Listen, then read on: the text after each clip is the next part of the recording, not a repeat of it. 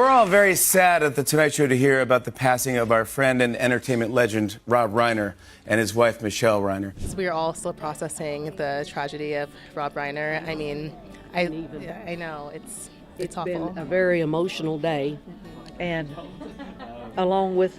Rob Reiner heard I was in L.A., and he took me out to lunch, man. He took me out. He didn't have to do that, you know? Jake Reiner really believed this Christmas would be the one to make things right again.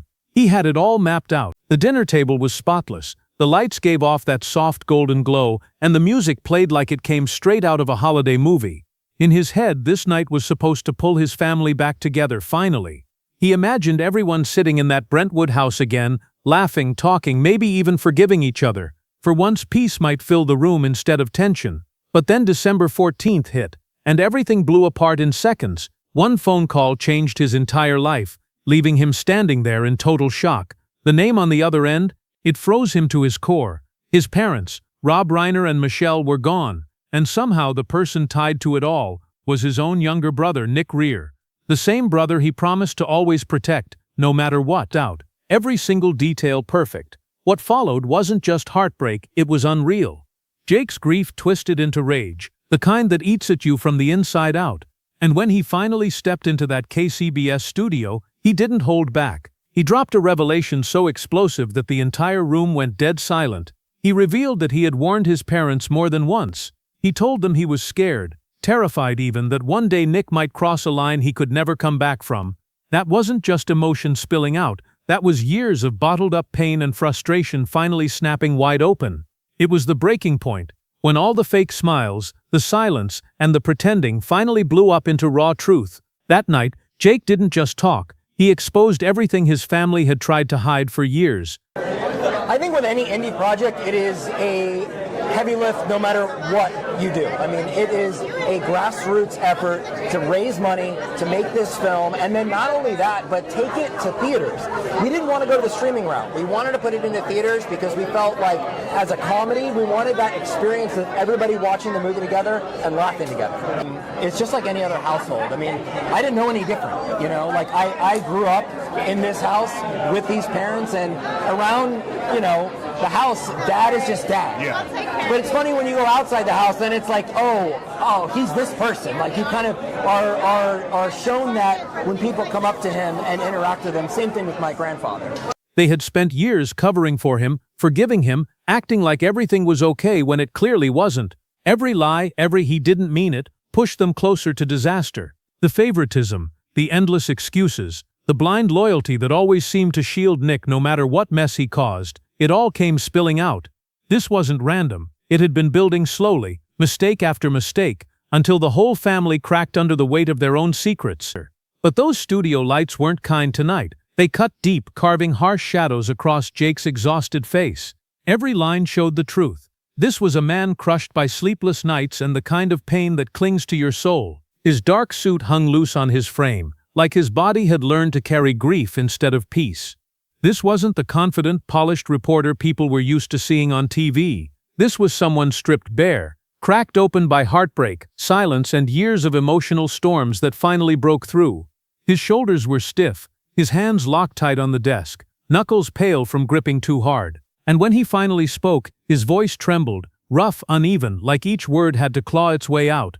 "I've sat here through so many long nights," he began softly, his voice breaking, "but never one like this." And in that moment, it was like the past came crashing straight through the studio walls. Memories flooded him, echoes of old laughter, sharp arguments, and tiny moments that once seemed meaningless but now hit him like tidal waves.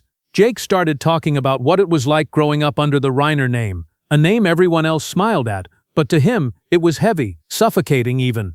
He described it like wearing a coat 3 sizes too big, impressive from the outside, but impossible to breathe in. No matter how hard he tried, he could never take it off. The weight of expectation never left his shoulders. Born on June 6, 1991 in Los Angeles, Jake's life was surrounded by creativity from the very start. His father, a legendary director, and his mother, a gifted photographer, built a home bursting with energy, film reels, art, laughter, and late-night ideas flying everywhere. Even his grandfather, Carl, filled the halls with jokes that turned ordinary days into moments of pure magic. Everything around him sparkled, Yet somewhere in all that brilliance, Jake was quietly drowning. From the outside, the Reiner family looked picture perfect. Love, laughter, and legacy all wrapped in that classic Hollywood glow. Cameras caught the smiles, the fancy dinners, the red carpets. But behind that shine, the truth was far from perfect. Inside those walls, Jake was learning early what it meant to sacrifice, giving up attention, giving up space, and sometimes even giving up himself, just to keep the peace. He had a younger sister and a little brother, Nick, the quiet one, the fragile one, the one everyone tiptoed around. The house seemed to orbit completely around him. Jake gave up his toys, his time, even his voice. Every time he tried to speak, someone would cut him off. He's still little, they'd remind him, so Jake stayed quiet, swallowing his words and stacking emotional bricks into walls that got taller every year. Whenever Nick got upset, the whole vibe in the house shifted instantly. Conversations froze mid-sentence, laughter vanished, and tension filled the air like smoke. Jake would quietly slip away, whispering to himself, "I'm fine," over and over until those two words became his only armor. His parents adored Nick, but it wasn't the kind of love that sets you free. It was the kind that squeezes too tight, the kind that comes from fear, not balance. They defended him endlessly, making excuses for every meltdown and outburst, telling themselves that patience and time would somehow fix it all. But patience has a cost, and in that house, everyone paid it in silence. For Jake, the price of peace was his own voice. He could still picture those moments, Nick spiraling out of control, and everyone else forcing fake laughs to cover the tension. Michelle would pull Nick close, whispering gently, "He's just having a hard time." Jake would nod, pretending to understand, but deep down something inside him cracked a little more each time. Each moment of silence chipped away at him, until one day, there wasn't much left to break. That quiet gap between Jake and the rest of his family kept stretching wider every year like a crack that no one wanted to notice until it became too big to hide. He never blamed his parents for the way they loved Nick. Deep down he knew it came from fear, from worry, from wanting to keep their fragile son steady. But as Jake grew older, that same responsibility slowly shifted onto his shoulders. He became the calm one, the dependable one, the steady rock who never complained, never made waves. He was the one who swallowed his pain just to keep everyone else at peace. "I'm used to it," he once told his mom, half joking, half begging to be heard. Michelle smiled back, not realizing those words weren't a joke at all, they were a confession. That tiny laugh covered up a lifetime of exhaustion she never saw. Baseball became Jake's escape, his safe place, his personal world where the noise stopped and his thoughts finally made sense. It wasn't just a sport for him, it was a family tradition, passed down like something sacred. From his grandfather to Rob, then from Rob to Jake, that love for the game ran deep in their blood. Under the golden California sun at Dodger Stadium, it felt like time slowed down just for them. Rob and Jake would sit shoulder to shoulder, inning after inning, the sounds of the crowd washing over them. Every so often, Rob would say proudly, "My father passed his love of baseball to me, and I passed it to Jake," his voice always cracking a little when he said it. Those games, those long road trips to Cooperstown, those Hall of Fame visits, they were rare pieces of peace. Just father and son, sitting together with no shouting, no tension, only quiet joy and the sound of the game wrapping them in something real and unshakable. But even in those rare golden memories, Nick's shadow never left. It was always there, hanging heavy, impossible to escape. As Jake got older, even his teenage years weren't really his. Everything still revolved around Nick's chaos. When Nick hit 15, things started to spiral fast. At first it looked harmless. Tired eyes, weird moods, nights that stretched too long and ended with him vanishing without a word. But Jake saw it. He knew those weren't random mood swings, it was Nick's silent way of screaming for help. Jake tried to believe it was just a phase, but that quiet cry got buried under what came next, years of storms that never seemed to stop. Nick bounced between schools, rehab programs, and fresh starts that never lasted. Every time he swore, "I'll do better for real this time," and Jake wanted to believe him so bad. So did Rob and Michelle. But deep down Jake knew they'd heard it all before, and each broken promise tore another piece out of their hearts. The hardest part wasn't just watching Nick fall apart, it was watching what that did to their parents. Rob looked like he aged a decade overnight. His back hunched under the invisible weight of endless worry. He barely smiled anymore, his eyes always somewhere distant. Michelle lived in a loop of hope and panic, checking her phone every few minutes, waiting, praying for a text or a call to say Nick was still okay, still out there somewhere. Every day turned into a quiet war, faith-fighting heartbreak. The house felt colder, the air heavier. No matter how many times they tried to start fresh, that sense of dread always crept back in. And for Jake, the worst pain of all was realizing that no matter how much love or patience they gave, it was never enough to pull Nick out of the storm. One night, Jake overheard his mom whispering through shaky breaths, her voice trembling between heartbreak and hope. "As long as he's still breathing, I won't give up," she said, words soaked in love so desperate they cut deep. That kind of devotion hurt to hear, because it was love mixed with fear, the kind that consumes you. There were nights when Nick came home completely out of control, slamming doors, yelling, breaking anything in his path, and Jake would watch his dad Rob step in like a shield, trying to protect both his sons while holding together a family that was already falling apart. Michelle would cry silently in the next room, covering her mouth so Nick wouldn't hear her breaking inside. That's when it truly hit Jake. This wasn't a normal family anymore. They weren't living, they were surviving. Every day felt like walking a tightrope over disaster, clinging to every second, whispering, "Maybe this time we can save him." Rob tried to stay strong, once saying firmly, "We have to save him." But even his voice trembled under the weight of disbelief. Jake stayed quiet, but inside his mind one question kept echoing: how do you save someone who doesn't want to be saved? And even worse, who saves the ones doing all the saving? That question haunted him for years, sitting heavy in his chest like a secret he couldn't speak aloud. As time went on, Jake mastered the art of silence, reading every face, every pause, every tone before anyone even spoke. He carried everyone's emotions without ever dropping his own. But slowly a thought began creeping in, the idea of leaving. Not to run away, but just to finally breathe. Fame didn't thrill him, it terrified him. The idea of smiling for cameras while carrying private pain felt like walking barefoot on broken glass. He remembered standing backstage once, watching the spotlight hit everyone else, the cheers bouncing off the walls, and quietly whispering to himself, "What if this path isn't mine?" That thought lingered like a warning, one he could never shake. That question never left him. It stayed buried deep, following Jake everywhere he went. So even with the powerful Reiner name behind him, he didn't chase the Hollywood spotlight like everyone expected. Instead, he decided to carve his own lane, something real, something that truly belonged to him. He packed up, enrolled at Syracuse University, and dove into broadcast journalism, and for the first time in his life, something finally clicked.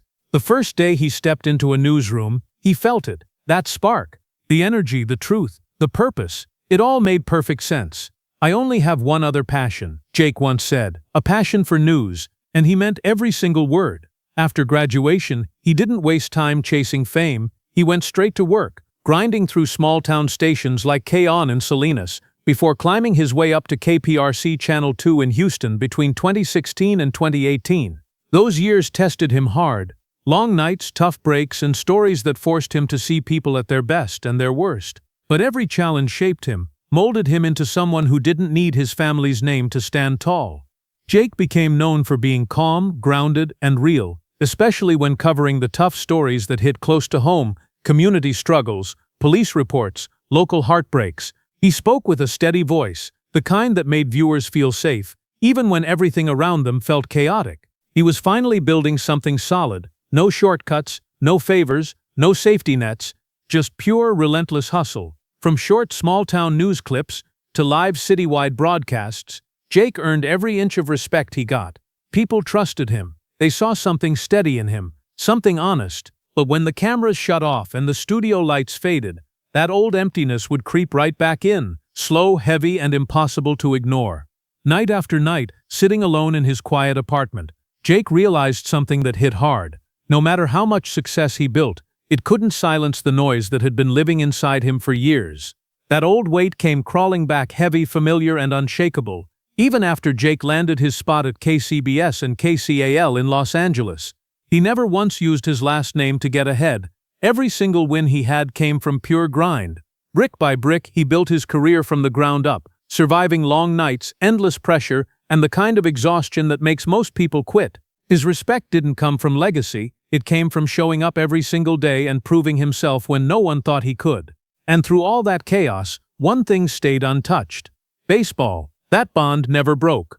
To keep that piece of his heart alive, Jake co-hosted the Incline Dodgers podcast with his closest friends, pouring his soul into every episode. It wasn't just sports talk. It was laughter, passion, and the kind of wild energy only real fans bring to the table. But deep down, it wasn't just about the game. For Jake, baseball was a time machine, a way to hold on to those rare moments of peace that once glued his family together. Every time he spoke about the Dodgers, you could see it. His back would straighten, his tone would sharpen, like he was holding on to something sacred. And whenever he talked about KCBS, there was that same spark. That newsroom wasn't just a workplace, it was his last piece of solid ground, the only space that still made sense. He remembered those freezing night shifts, chasing breaking stories that left emotional scars, the quiet hours when truth and exhaustion blurred together. Once he admitted softly, "I chose journalism because I thought if I stood behind the story, life wouldn't call my name." Then came a faint smile, small but heavy with meaning, followed by 3 words that cut deep. "I was wrong." Those words carried years of hidden pain, the kind that doesn't have a name but lives just under your ribs, burning quietly.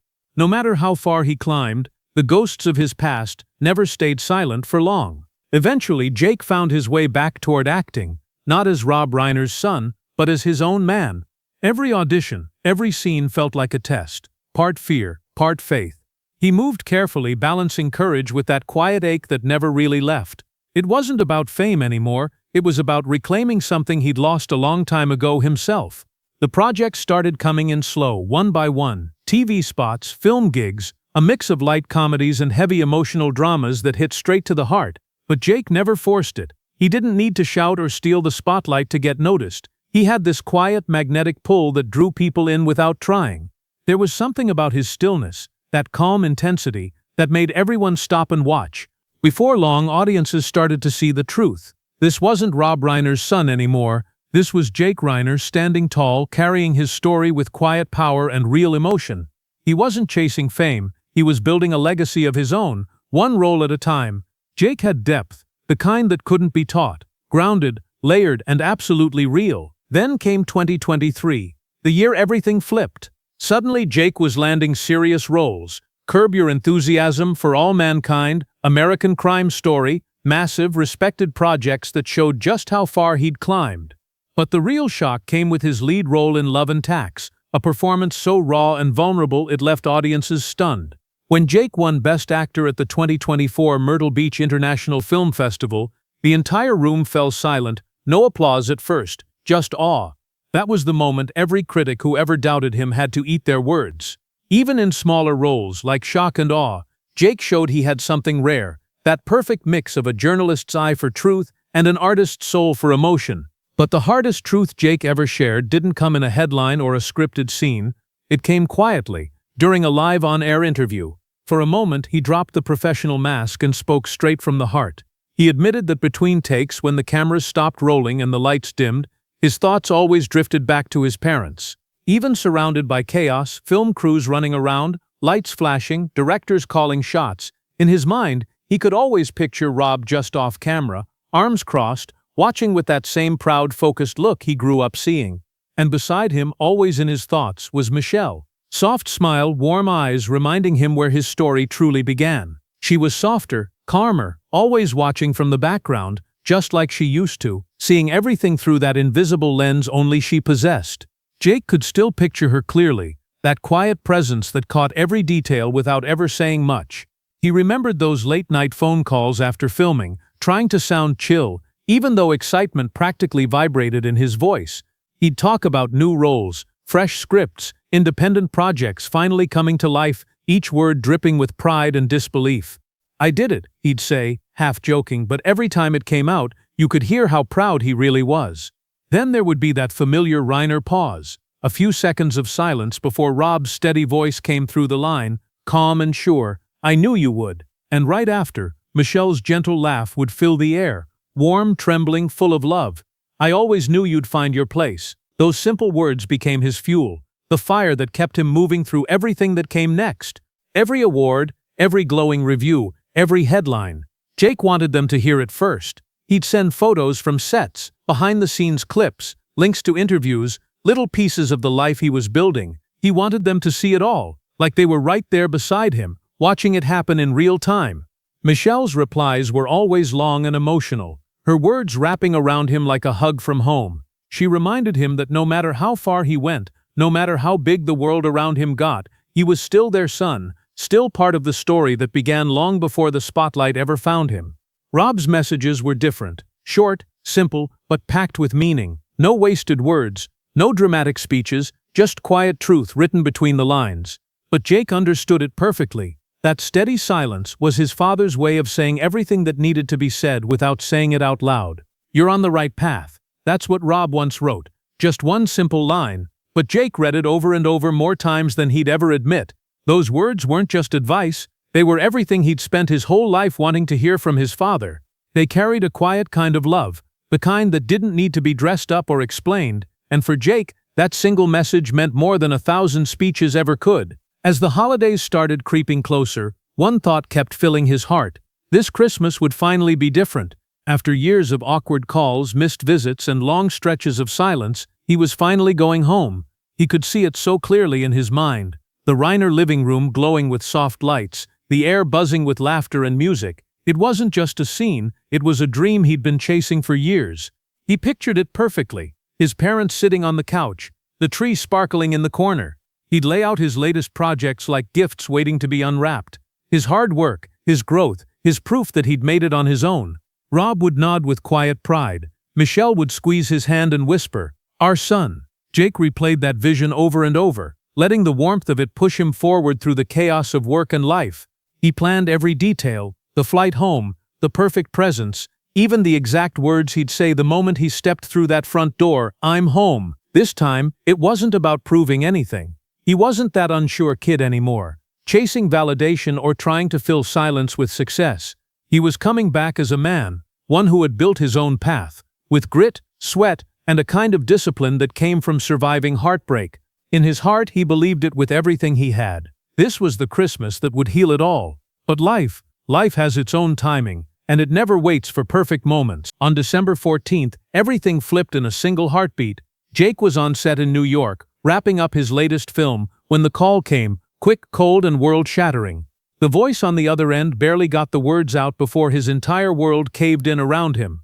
His parents, Rob Reiner and Michelle Reiner, were gone, taken from the same Brentwood home that still held every piece of his childhood, every echo of laughter, every memory of love. That call didn't just end a day, it ended a lifetime of waiting, of hoping, of believing there would be one more chance to make things right. In that moment, Jake's dream, the one he'd been replaying for months, slipped through his fingers like smoke.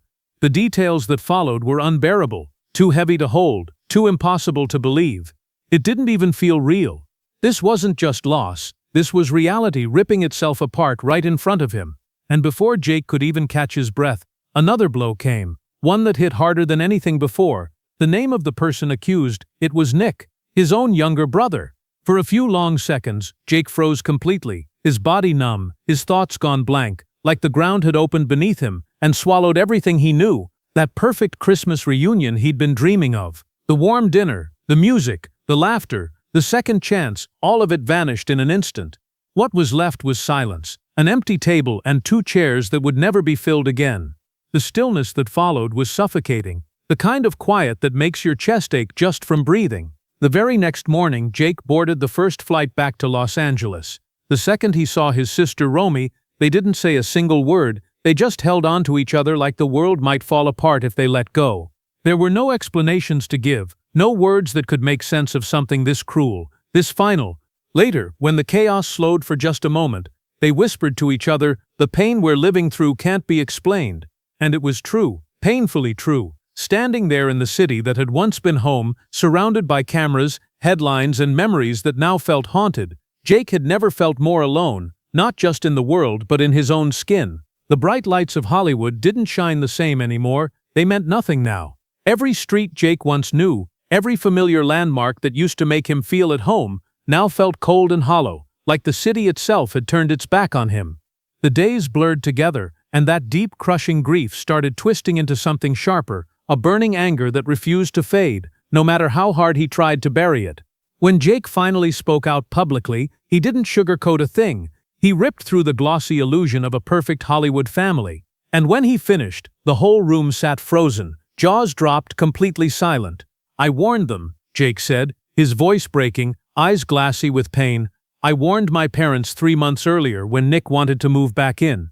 Those words hit like a storm full of fury, heartbreak, guilt, and something even deeper. That warning hadn't come from frustration or resentment. It had come from fear. Real, bone-deep fear. The kind that crawls under your skin and won't let you sleep at night because you can feel something terrible coming. Jake had seen this story before, the same cycle playing out again and again. Nick struggling, the family trying to save him, things calming down just long enough for everyone to hope, and then, the fall. He'd watched it happen too many times, and deep down he knew, one day it would end like this. "I don't feel safe," Jake had told them, his hands shaking as he spoke. Nick had been unstable for years, bouncing between rough living situations and recovery programs. And now, hearing that Nick wanted to move back into the Brentwood home, the same place filled with so many memories, sent pure panic through him. He'd grabbed his phone immediately, calling his parents in a rush, desperate and out of breath. "Don't let him move back in," he begged. "He's not well, please be careful." His voice wasn't angry that night, it was full of fear, every word cracked under the weight of worry. Later he remembered how his jaw had locked so tight it hurt, every muscle in his body tense with dread. This wasn't about blame anymore, it was pure exhaustion. Years of trying to hold his family together had worn him down to the bone. He didn't know what else to do except beg one more time. "Please," he'd said softly, "if not for me, then for yourselves." But Rob and Michelle, they did what they'd always done, they trusted love more than fear, hoping that maybe, just maybe, this time would be different. They chose love over fear, forgiveness over caution, and believed with everything in them that love could heal anything. Jake could still hear his father's calm, steady voice through the phone that day.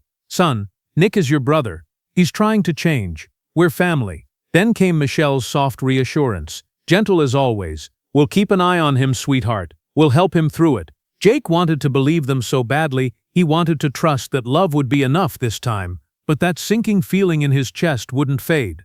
It sat there like a warning he couldn't shake, like his heart already knew something awful was coming. And then, the unthinkable happened, right there on live television.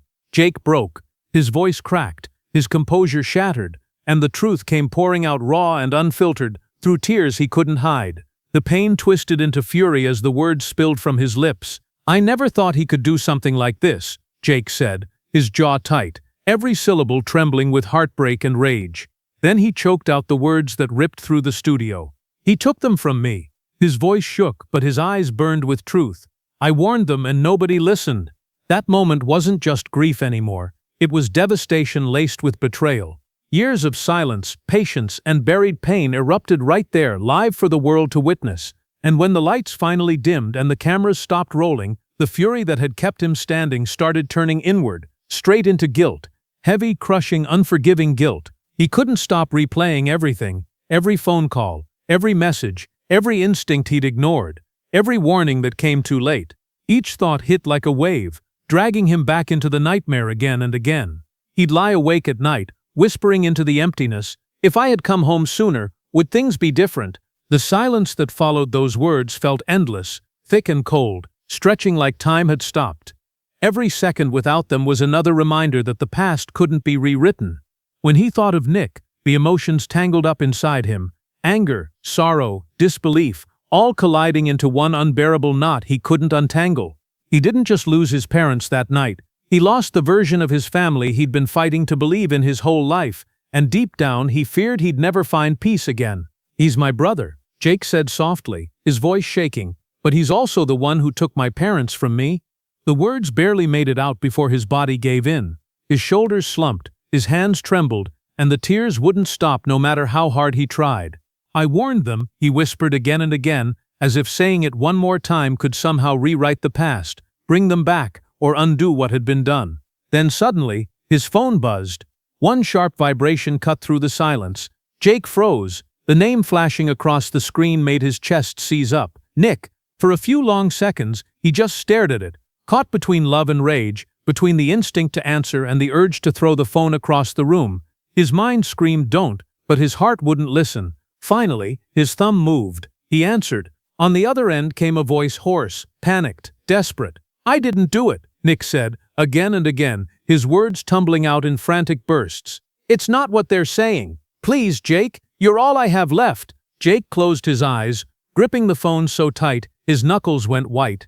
That voice, it wasn't just his brother's anymore. It was the same scared kid he'd spent his entire life trying to protect. For one brief moment, time folded in on itself, and all the years came flooding back. The broken promises, the fights, the sleepless nights, the desperate hope that things would get better. Then Nick's tone changed. Sharp, pleading, raw. $4 million, he said, gasping between words. Use your connections, your money, anything. Get me out. I can't survive in here. Jake's heart twisted, torn between everything he felt. The past, the love, the guilt, and the unbearable pain colliding all at once. It was the kind of storm that doesn't let anyone walk away clean. Every choice would cut someone open, including himself. In the silence that followed, Jake could almost hear his parents' laughter, faint, echoing somewhere deep in his memory. The sound was warm, soft, slipping away like a dream he couldn't hold on to. He saw their faces, calm, smiling, forever gone. His breath shook as reality hit him like a wave. This was the cruel truth he could no longer run from. No matter how much love was left, nothing could undo what had already been lost. 3 words, small, but sharp enough to split Jake's entire world in half. I can't. The silence that followed was brutal, freezing the air around him like ice. You could almost feel it, that thick, unbearable stillness when something inside you breaks and there's no way to fix it. Then came Nick's voice, cutting through the quiet, raw, furious, heartbroken. You betrayed me. You're heartless. You're abandoning me, he screamed, his voice cracking with rage and desperation. Each word hit like fire through the phone. Jake's tears fell faster now. His voice trembled as he tried to respond. I'm not abandoning you, he said, choking on every syllable, but I can't save you this way. Deep down, he knew it didn't matter. No explanation would ever calm that storm on the other end of the line. Then came the silence again. Not peaceful, not calm, just final. The kind of silence that feels heavy enough to crush you. And then, the call ended. Jake just sat there staring at his phone, heart pounding so hard it felt like it might crack his ribs open. It felt like he'd just cut the last thread that tied him to his brother, the last fragile piece of family he had left. He didn't know if Nick would ever understand or if he even could. All Jake knew in that moment was one awful truth. Sometimes, love just isn't enough. And realizing that is the cruelest pain a person can face. When Jake's KCBS segment aired that night, December 17th, the world seemed to stop. Viewers sat frozen, eyes locked on their screens, trying to process what they were witnessing. Some couldn't even breathe. One comment online read, "I've never seen pain like that on live TV." Another said, "This broke me." People from across the country shared clips of the broadcast, unable to look away but too moved to stay silent. Jake wasn't just a reporter that night. He was a man completely stripped bare, standing in front of millions, showing what real heartbreak looks like. There was no script, no camera polish, no performance, just raw human pain spilling straight out onto live television. Some viewers cried openly. Others had to turn their TVs off halfway through, thinking they couldn't take it, only to turn them right back on seconds later. It wasn't just a broadcast anymore. It was a confession, a breakdown, a moment so real it felt sacred in its own tragic way. For a city used to Hollywood illusion, Jake Reiner gave them something else entirely, truth, naked and devastating. People couldn't look away, not because it was breaking news, but because it was something deeper, something painfully real. One viewer wrote online, "I watch the news to understand other people's lives, but tonight I felt like I was witnessing pain no one should ever have to carry in public." And that was exactly it. This wasn't chaos. It wasn't gossip or spectacle. It was silence, heavy and human, mixed with empathy and raw unity, forming quietly on the other side of the screen as the world collectively felt Jake Reiner's heartbreak echo through the airwaves. A wave of shared grief spread across the country, even across oceans. It wasn't just mourning 2 lives lost, but mourning what they stood for. The world grieved for Rob Reiner, the man whose work filled generations with laughter, warmth, and unforgettable stories that defined eras. And right beside that grief stood a deeper heartbreak for Jake and Romy, the children left behind carrying wounds so deep that no one could ever be ready for them. They hadn't just lost their parents, they had lost what family was supposed to mean, that feeling of safety, of home, of belonging. One viral comment said it best. They didn't just lose people, they lost the idea of home. Within hours, that line spread everywhere. Hearts and crying emojis flooding the comment sections, messages of support pouring in from every corner of the world. Jake's story became more than a tragedy. It became a mirror, a reminder, a wake-up call. Across the country, people picked up their phones to call their parents, to send that text they'd been putting off, to reconnect with siblings and friends they hadn't spoken to in years. Because that's what grief does. It shakes you awake. It reminds you that the worst heartbreaks don't come from strangers, they come from the people you love most. In the days that followed, Jake barely slept. Every time he closed his eyes, memories came rushing back. The warnings, the phone calls, the quiet moments where he'd tried so hard to stop what was coming. And through it all, one thought haunted him, looping endlessly. If only they had listened. Those words followed him through every sleepless night, echoing in the silence like a ghost he couldn't escape. The pain didn't fade, it settled inside him, a heavy knot of grief, guilt, and love tangled together so tightly it couldn't be pulled apart. It wasn't just sadness anymore, it was an open wound, one the world could see but only Jake could feel fully, living inside him every single day. Jake Reiner, a respected journalist, a rising actor, a man born into a legendary name. But when you strip away all the fame, all the red carpets, and every bit of spotlight, what's left isn't a celebrity, it's a man, painfully human, trying his best to protect the people he loved and failing in the one way that mattered most. That truth haunted him deeper than anything, not just the loss but the knowing that he saw it coming and still couldn't stop it. In the end, Jake didn't speak out for sympathy or attention, he spoke out because silence had already cost too much. He turned his pain into a message, one meant for anyone who still has the chance to listen before it's too late. Because family isn't just about love, it's about seeing clearly, even when it hurts, even when the truth threatens to break you. Some warnings never get a second chance, some holidays never come back. Jake's story isn't just his, it's a reflection of something we all understand deep down, how fragile connection really is, and how quickly time can take it away. It's a reminder to pick up the phone, to say what's been left unsaid, to forgive while you still can. Because once the moment's gone, it's gone for good. If you stayed with this story until the end, thank you. This one wasn't easy to write, and it's not easy to read. But if Jake's journey stirred something in you, if it reminded you of your own family, your strength, or even your heartbreak, don't hold it in. Share it, tell someone you care about them tonight. And if you want to keep following stories that go deeper than the headlines, stories about real people, real emotions, and real truth, make sure to like, subscribe, share, and drop a comment below. Every click, every word, every share helps keep these conversations alive. Because your voice matters, your story matters. And together, we'll keep telling the ones that remind us what being human really means.